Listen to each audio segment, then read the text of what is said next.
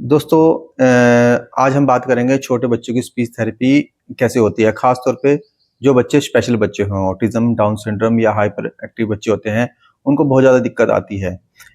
दोस्तों, जैसे कि आपको पता है कि हमारा जो चैनल है मोहम्मद इंतजार स्पीच थेरेपी, उसमें स्पीच थेरेपी की वीडियो डाली जाती है, आप लोगों को पता ही है। लेकिन क्या होता है, जो स्पेशल नीड्स के बच्चे होते हैं, उनकी थेरेपी बिल्कुल अलग हो जाती है, उनसे कोऑर्डिनेट नहीं करती। उसमें जो वीडियो डाली जाती हैं, खास तौर पे मतलब सभी वीडियो नहीं, ज़्यादातर वीडियोज़ ऐसी होती हैं जो नॉर्मल बच्चे होते हैं, जो उनको कोई डिसेबिलिटी नहीं होती। लेकिन जो अगर बच्चा हाइपर है, आई कॉन्टैक्ट नहीं कर रहा, तो उसका तरीका थोड़ा अलग हो जाता है।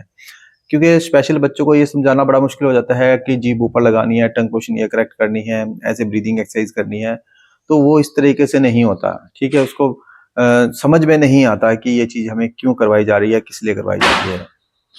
तो उसके लिए आपने क्या काम करना है, आपने अगर बच्चों को चाहते हो, उसको प्रैक्टिस करवाना चाहते हो, उसकी स्पीच डिले है और स्पीच पे काम करना चाहते हो, तो पहले तो कोशिश करें कि हमसे वीडियो काउंसलिंग करवा लीजिए और जान लीजिए कौन-कौन सी आपको प्रैक्टिस करनी है।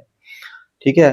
फिर भी मैं आपको कुछ एक कॉमन टिप्स बताने जा रहा हूँ, उसमें क्या करना है कि आप बच्चों को डायरेक्ट वर्ड सिखाएँ, चाहे वो आप पिक्चर्स के ज़रिए सिखा सकते हैं या कोई ऑब्जेक्ट लेके सिखा सकते हैं या कोई भी आप नेचुरल चीज़ कैसे सिखा सकते हैं। मान लीजिए आप किसी पार्क में जा रहे हो, वहाँ पर कलरफुल फूल हैं, अलग-अलग कलर्स सिखा सकते हो, फ्लावर्स के नेम सिखा सकते हो।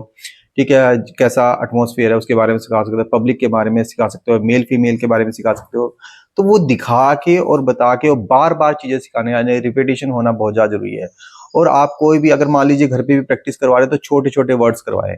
ठीक है? ज़्यादा बड़े वर्ड्स ना हो, छोटे वर्ड्स, पापा, मम्मा, दादा, खाना, दीदी, चाचा, ये तो सब रिलेशन नेम हो गए, जैसे कप कप, गिलास, चेन, दूध, इस तरह की चीज़ें आप छोटे-छोटे वर्ड सिखाएँ।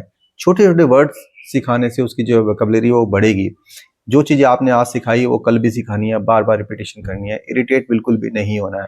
कोशिश करनी है आई कॉन्टैक्ट बनाने की कोशिश करनी है, क्योंकि आई कॉन्टैक्ट ना होने की वजह से भी दिक्कत आती है। तो आई कॉन्टैक्ट बनाने के लिए आप उनसे ऐसी गेम खेलें जिससे आपकी वो नज़रों से मिलाएँ। आप कुछ भी अपनी कलरफुल चेहरे पे पिक्चर्स लगा सकते हैं, स्टिकर्स लगा सकते हैं या फिर एक स्पार्कल चीज़ें होती हैं वो लगा सकते हैं। अपने चेहरे पे लाइट लगा सकते हैं, या जैसे लेज़र लाइट होती है, आपने लेज़र लाइट लगाई तो उससे बच्चा अट्रैक्ट होता है। दीवार पे आप लेज़र लाइट को घुमा सकते हो। तो ऐसी बहुत सारी चीज़ें हैं जिससे आई कॉन्टैक्ट होगा। उसके साथ-साथ उसी को एक गेम की तरह बना के उसमें वो वर्ड्स बुलवाने हैं। ठीक है? और साथ में आप मान लीजिए कुछ गेम खेलें, मान लीजिए फॉर एग्ज़ाम्पल आप कोई रिंग ले रहे हो और रिंग को किसी चीज़ में या उसमें डाल रहे हो, भई इस सर्कल में ये रिंग गिरना चाहिए, तो उसमें कोई साउंड निकालनी है, जैसे कि धम, धम की साउंड निकाल दी, या कैसे ओके, ओके की साउंड निकाल दी, जैसे विक्ट्री, विक्ट्री की साउंड निकाल दी। तो जब आप कोई भी गेम में वो बोलने वाली चीज़ ज़रूर इंक्लूड करें, उससे क्या होगा, बोलने से बच्चा भी आपके पीछे-पीछे बोलेगा कि वो ये कर रहा है तो ये चीज़ हो रही है। तो ज़ाहिर-सी बात है उसकी स्पीच में जो वोकैब्युलरी है वो बढ़ेगी और वो बोलने की कोशिश करेगा। अब ये तो बात होगी वर्ड्स बुलवाने की, साथ-साथ में आप छोटे-छोटे सेंटेंसेस बनाने की कोशिश करें, मतलब 2 वर्ड के सेंटेंस बनाएँ। पापा आओ, मम्मा जाओ, खाना खाओ, इधर आओ, दे दो, 2-2 वर्ड के सेंटेंस हैं। ऐसे करके, और वो मैं बार-बार कह रहा हूँ कि रिपिटिशन होनी बहुत ज़्यादा ज़रूरी है, बार-बार रिपिटिशन करवाएँ।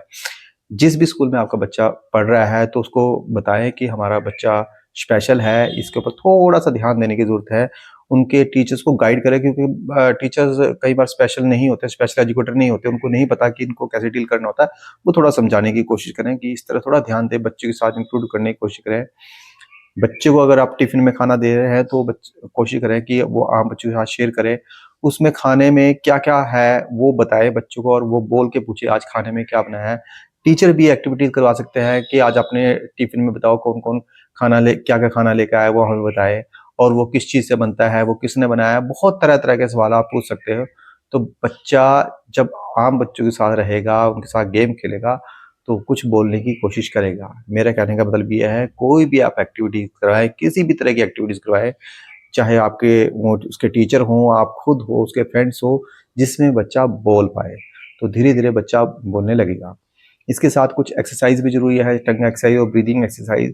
टंग एक्सरसाइज़, ब्रीथिंग एक्सरसाइज़ भी आप ये नहीं है बेटा टंग बाहर निकालो और दाएँ-बाएँ करो, नो। आपने एक्टिविटीज़ के ज़रिए ही टंग एक्सरसाइज करवानी है। फॉर एग्ज़ाम्पल आपने एक प्लेट ली, उसमें अलग-अलग बूँदें शहद की डाल दी, उसको बोला कि इसको लिक करें, चाटें इसको, वो चाटेगा, उसकी टंग एक्सरसाइज होएगी। आप यहाँ पर शहद लगा सकते हैं, बैठे उसको रोल करें, जब रोल करेगा बच्चे को टंग एक्सरसाइज होगी। इस तरह ब्रीदिंग एक्सरसाइज के आप तरह-तरह के टॉयज़ ला सकते हो, व्हिसल ला सकते हो या माउथ पियानो ला सकते हो, जिसमें भी उसकी एयर बाहर निकले। जैसे एक एक टॉय आता है, मेलो मिलता है, उसमें बैलून लगा होता है, फूँक मारते हैं तो वो फूलता है, उसमें ब्रीदिंग एक्सरसाइज लंग्स पे बहुत ज़्यादा काम होता है। ठीक है? रेस्पिरोमीटर ला सकते हो। तो ये आपने देखना है कि हम आपको तरीके बता सकते हैं, किस-किस तरीके से कर सकते हैं। बाकी अभी तक अगर आप इस चैनल में जुड़े हैं, प्लीज़ चैनल को शेयर कर दीजिए, सब्सक्राइब कर दीजिए, ताकि उन लोगों को वीडियो पहुँच सके जिनको इनकी बहुत रिक्वायरमेंट है, क्योंकि ये आपका एक शेयर उन लोगों को बहुत फ़ायदेमंद हो सकता है, ये एक पुण्य का, एक स्वाब का काम है। दोस्तों, अगर आपको कुछ नहीं समझ में आ रहा है, जानना चाहते हो कि आपके बच्चों को क्या प्रॉब्लम है, तो आप वीडियो काउंसलिंग करवा सकते हैं। आप क्लासेस भी ले सकते हैं इसके लिए, ताकि आपके बच्चों को सही गाइडेंस मिल सके। आपका बच्चा किस तरह का है और किस तरह की प्रॉब्लम जानना चाहते हो, तो आप कमेंट करें, हम आप उस पे वीडियो लाने की कोशिश करें, बताने की कोशिश करेंगे कि किस तरह से आप उन बच्चों को किस कैटेगरी में डील कर सकते हो। आप चाहे autism, down syndrome, hyper speech delay, किसी भी तरह की प्रॉब्लम है, तो आप हम उस पे वीडियो लाने की 100% हमारी कोशिश करेंगे। उम्मीद करता हूँ दोस्तों आपको मेरी वीडियो अच्छी लगी होगी। मिलते हैं अगली वीडियो में नए टॉपिक के साथ। जब तक के लिए खुदा हाफिज़, बाय।